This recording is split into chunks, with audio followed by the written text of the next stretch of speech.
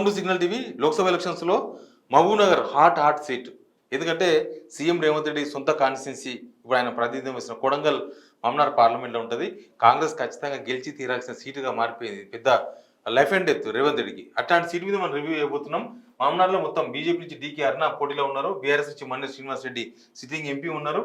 కాంగ్రెస్ నుంచి వంశీ చంద్రరెడ్డి, ఆయన కలకుర్తి మాజీ ఎమ్మెల్యే, ఆయన పోటీలో ఉన్నారు. దీని మీద రివ్యూ చేద్దాం. అంటున్నా సీనియర్ జర్నలిస్ట్ జయసాయి రెడ్డి ఆయన ఉన్నారు. అన్న, ఏం చెప్తారు ఈ కాన్స్టిట్యూన్సీ మీద? అంటే మహబూబ్నగర్ చాలా ముఖ్యమైన సీట్ తెలంగాణ మొత్తంలో. ఎందుకంటే ముఖ్యమంత్రి ప్రాతినిధ్యం వహిస్తున్నారు, ఆయన పరిధి, ఆయన కాన్స్టిట్యున్సీ ఇందులోనే ఉంది కాబట్టి ఒకటి.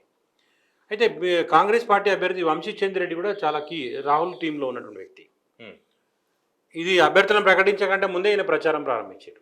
అవును, ఈయన అభ్యర్థిత్వాన్ని ఏఐసీసీ ప్రకటించడానికంటే ముందే మీటింగ్ పెట్టి కొడంగల్లో రేవంత్ రెడ్డి ప్రకటించారు. అంటే అంత సీరియస్ ఇన్స్ట్రక్షన్స్ ఉన్నాయి ఢిల్లీ నుంచి. అంటే వాళ్ళకి చాలా ప్రెస్టీజియస్ సీటు.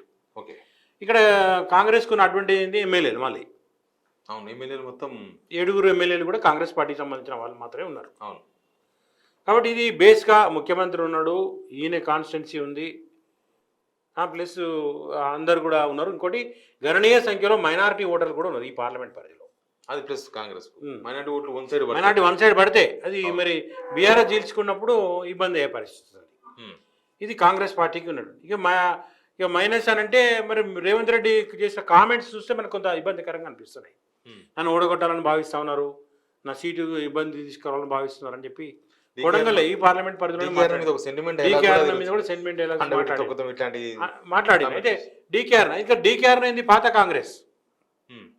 ప్లస్ మహబూబ్నగర్ జిల్లా నుంచి బీజేపీకి గతంలో ఉంది, గతంలో గణనీయ సంఖ్యలో ఓటు బ్యాంకు వచ్చినటువంటి పరిస్థితి.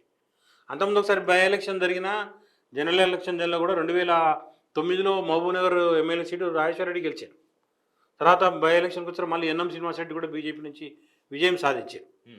అంటే బీజేపీకి అక్కడ కూడా కొంత పట్టుంది. మహబూబ్నగర్ జిల్లా పరిధిలో కొన్ని సీట్లు గెలిచినటువంటి గతంలో కూడా గెలిచిన పరిస్థితి కాబట్టి ఉంది. డీకేఆర్ను లాస్ట్ టైం నుంచి కూడా బీజేపీ నుంచి ఫైట్ చేసిండ్రు, ఓడిపోయినప్పటికీ ఆమె 2వ స్థానంలో వచ్చింది. అవును, 2వ స్థానంలో వచ్చింది. వంశీ చంద్రెడ్డి లాస్ట్ టైం పోటీ చేసి 3rd ప్లేస్ పోయారు. అవును, కాంగ్రెస్ పార్టీ అభ్యర్థిగా. ఇది మన్నె అభ్యర్థులు వీళ్ళే, లాస్ట్ టైం అభ్యర్థులే వీళ్ళు, కొత్త వాళ్ళు కాదు వీళ్ళు ముగ్గురు. Manne Srinivas Reddy last time BRS నుంచి గెలిచింది కాబట్టి ఆయన వ్యాపారవేత్త డైరెక్ట్ వచ్చి మైనారిటీ ఓట్ బ్యాంక్ మైనస్ కదా. ఒకవేళ కాంగ్రెస్ లో నుంచి పోయింది కాబట్టి మైనారిటీ ఓట్ మైనస్ అంటే వాళ్ళ లెక్క 80% కదా, 80% 20% కదా బీజేపీ యొక్క ఆలోచన ధోరణి. ఈ 80%లోనే మెజారిటీ ఓటర్లు మాకు వస్తారు అనేది బీజేపీది. దేశవ్యాప్తంగా కూడా అదే, ఇక్కడ దాన్ని ప్రత్యేకంగా చూడాల్సిన అవసరం లేదు.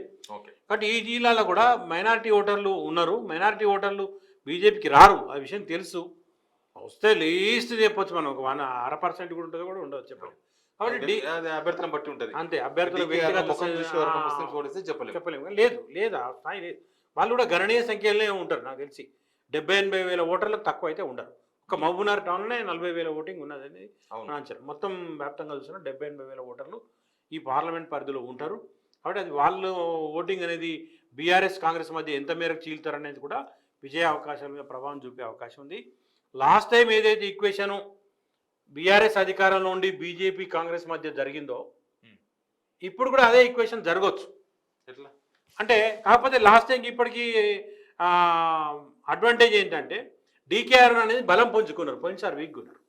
ఓకే, కంపారిటివ్లీ దేశవ్యాప్తంగా. జితేందర్ రెడ్డి బీజేపీ నుంచి వచ్చి కాంగ్రెస్ చేయండి కదా. అండ్ జితేందర్ రెడ్డి బేస్గా బీజేపీ పార్టీ పెరగలే కదా.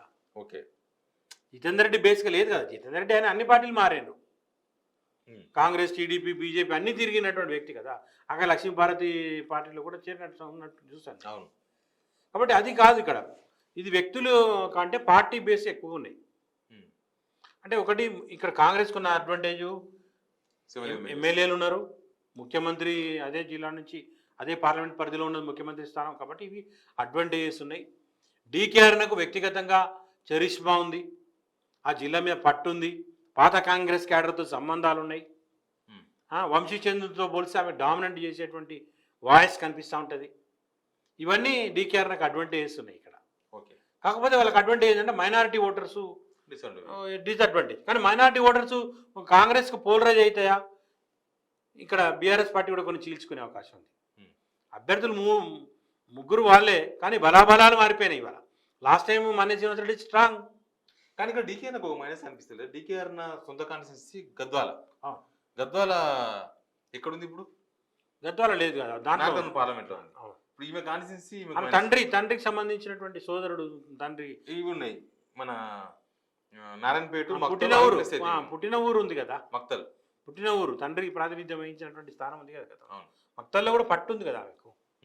కాబట్టి అదొక అడ్వాంటేజ్ ఉంటుంది. కాబట్టి ఈమె బంధువు మళ్ళీ కాంగ్రెస్ లో ఉంటారు కదా ఇక్కడ ఎమ్మెల్యేగా. అవును, కోడలు మేనకోడలు పర్ణికారెడ్డి అమ్మాయి కూడా ఉంది. కాబట్టి అలాంటివి కాదు. విషయం ఏంటంటే ఇక్కడ ఎన్నికలు జాతీయ కోణంలో జరిగితే ఖచ్చితంగా లాస్ట్ టైమే డీకేఆర్ రెండో ప్లేస్లో ఉంది కాబట్టి బలమైన ప్రత్యర్థిగా ఉంటుండ్రు. ఇక బీఆర్ఎస్ పార్టీ చీల్చే ఓటు పైనే ఆమె విజయావకాశాలు ఉంటాయి. ఓకే. ప్లస్ వంశీ చంద్రారెడ్డికి ఈ బలాలు ఉన్నాయి. కాకపోతే ఆయన లాస్ట్ టైం ఎలక్షన్స్ తర్వాత కనపడలేదు, మళ్ళీ డైరెక్ట్ ఎలక్షన్ వచ్చింది అనేటువంటి అభిప్రాయం కూడా ఉంది. కాబట్టి ఇది కాంగ్రెస్ పార్టీ చాలా ప్రతిష్టాత్మకమైన సీటు. డీకేఆర్ గెలిస్తే కేంద్రంలో మంత్రి అవుతారనేటువంటి చర్చ కూడా ఉంది అక్కడ. వంశీ అవుతారో లేదో తెలియదు కానీ డీకేఆర్ గెలిస్తే సెంట్రల్ బీజేపీ వస్తే డీకేఆర్ గెలిస్తే వంశీ కూడా స్కోప్ ఉండొచ్చు, ఎందుకంటే రాహుల్ టీంలో బాగా సెంట్రల్ బలాబలాలు చూసుకో. సెంట్రల్ కూడా కాంగ్రెస్ వచ్చే అవకాశాలు ఉన్నాయన్నప్పుడు ఈయన మంత్రి అవుతాడు. అవును, అక్కడ కేంద్రంలో వచ్చే అవకాశాలు ఉంటేనే, కేంద్రం వస్తేనే అవుతారు. అదే కానీ ఇది బీజేపీకి ఎక్కువ అవకాశాలు ఉన్నాయి అంటారు కాబట్టి ఇక ఈమె గెలిస్తే అవుతుంది. ఈమె లాస్ట్ టైం చేసింది, గత సంబంధాలు ఉన్నాయి, కాంగ్రెస్ క్యాడర్తో సంబంధాలు ఉన్నాయి. ఇవన్నీ మహిళలు ఓటింగ్ కూడా పోటీ ఇచ్చే అవకాశం కనిపిస్తుంది. బీఆర్ఎస్ క్యాండిడేట్ వీక్గా అయిపోయారు. సిట్టింగ్ ఎంపీ అయినప్పటికీ కూడా ఆయన ఎప్పుడు కూడా ఆయన ప్రభావం చూపించలేదు అక్కడ. మీడియా ఫోకస్లో లేరు, పబ్లిక్ ఫోకస్లో కూడా లేరు. ఆయన మార్కులు కేవలం డబ్బు ఉన్నటువంటి వ్యక్తిగా తీసుకొచ్చి ఆయన ఇంట్రడ్యూస్ చేసిండు, గెలిచిండు. ఆయన సైలెంట్గా ఉన్నాడు, ఇప్పుడు కంటిన్యూ అవుతా ఉన్నాడు అంతే. ఇప్పుడు ఏంటంటే బీఆర్ఎస్ క్యాడరు మాజీ ఎమ్మెల్యేల మీద ఆధారపడి ఆయన ఫైట్ చేయాల్సిందే. ఓకే, బీఆర్ఎస్ యొక్క బేస్ మీద పనిచేయాల్సింది తప్ప క్యాండిడేట్గా ఆయన వీకే సిట్టింగ్ ఎంపీగా ఉండి వీక్ కనిపిస్తా ఉంది. ఓకే, ఈ కాన్స్టిట్యూన్సీలో కాంగ్రెస్ వర్సెస్ బీజేపీ ఎలక్షన్ ఉంటుంది. ఎలక్షన్ ఎక్కువగా అవకాశం. సైలెంట్ ఓటింగ్ ఏమన్నా బీఆర్ఎస్ యథావిధిగా 30% వాళ్ళ ఓటింగ్, 38% ఎంతో ఆ కాన్స్టిట్యూన్సీలో ఎంత వచ్చిందో తెలియదు. 30+ ఉందనుకోండి, వాళ్ళు మెయిన్ ఫోర్స్లో ఉంటారు. ట్రయాంగిల్ ఫైటింగ్ ఉంటుంది అప్పుడు. ఓకే, ట్రయాంగిల్ ఫైటింగ్ ఉన్నప్పుడు ఎవరైనా గెలిచే అవకాశం ఉంటుంది. డీకేఆర్ గెలుస్తుందని చెప్పలేం, కాంగ్రెస్ గెలుస్తుందని చెప్పి. అంటే ఇంకొకటి కూడా రేవంత్ రెడ్డికి ఏంటంటే బీజేపీని ప్రతిష్టాత్మకంగా తీసుకోవడం. అందులో డీకేఆర్ ఫ్యామిలీ తోటి నేరుగా వైరుధ్యం ఉంది. గతంలో జెడ్పీ సమావేశాల్లో ఎదురుబడి కొట్టుకున్నటువంటి, అంటే ఘర్షణ పడేటువంటి సందర్భం, మాటలు అనుకుని జెడ్పీ సమావేశాల్లో మాట్లాడుకున్న సందర్భాలే. అంటే ఈయన ఎమ్మెల్సీగా ఉండి ఆమె మంత్రిగా ఉన్నటువంటి ఒక సందర్భంలో కాబట్టి వీళ్ళు కూడా ప్రెస్టేజియస్గా తీసుకుంటారు. ఒకవేళ ఇక్కడ కాంగ్రెస్ ఓడిపోయింది అనుకో, రేవంత్ రెడ్డి పరిస్థితి అది ఇబ్బందికరంగా మారుతుంది. రేవంత్ రెడ్డికి చాలా ప్రతిష్టాత్మకమైంది. ఆయనకు ఒక డీకేఆర్ అని కాదు, ముందు ఆయన సీఎం చైర్కు ఎలాంటి ఇబ్బంది లేకుండా, లేదా విమర్శలు రాకుండా ఉండాలంటే విత్ ఇన్ ద కాంగ్రెస్ తీవ్రస్థాయిలో విమర్శలు వస్తాయి. సొంత సీటు గెలిపించుకోలేకపోయినా. ప్లస్ ఇది రాహుల్ టీంలో ఉన్నటువంటి వ్యక్తి మరీనే, రెండు రకాలుగా ఇబ్బంది. కాబట్టి డీకేఆర్ విషయంలో వీళ్ళిద్దరి మధ్య ఘర్షణ ఉంది మొదటి నుంచి. డీకేఆర్ వర్సెస్ ఒక విధంగా డీకేఆర్ రేవంత్కే ఫైట్ అయింది. మొదట్లో డీకేఆర్ వంశీ కూడా విమర్శలు చేసుకున్నారు.